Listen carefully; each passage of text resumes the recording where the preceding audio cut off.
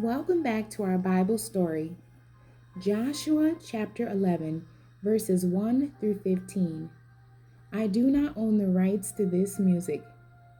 Israel defeats the northern coalition of kings.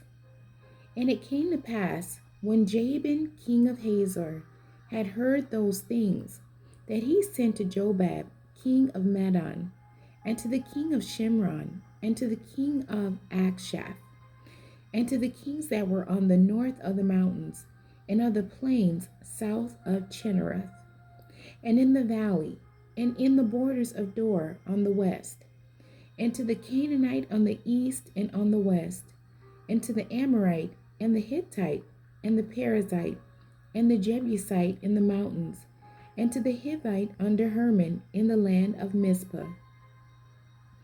And they went out, they and all their hosts with them, much people, even as the sand that is upon the seashore, a multitude, with horses and chariots, very many.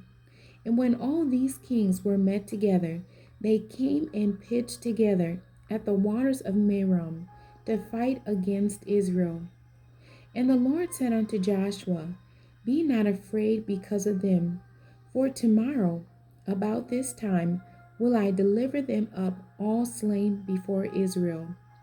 Thou shalt huff their horses and burn their chariots with fire. So Joshua came and all the people of war with him against them by the waters of Merom suddenly, and they fell upon them. And the Lord delivered them into the hand of Israel, who smote them, and chased them unto great Zidon, and unto Misrepothmaim, and unto the valley of Mizpah eastward.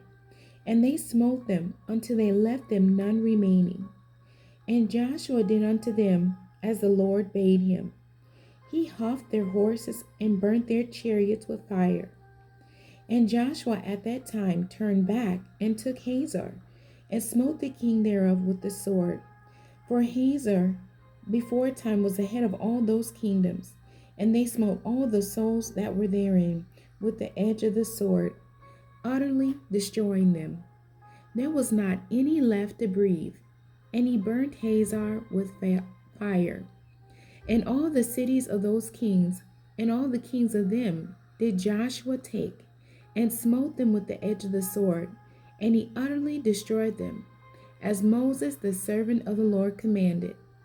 But as for the cities that stood still in their strength, Israel burned none of them, save Hazor only, that did Joshua burn.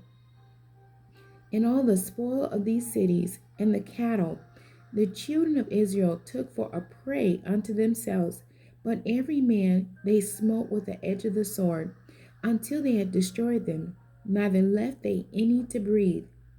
As the Lord commanded Moses his servant, so did Moses command Joshua. And so did Joshua.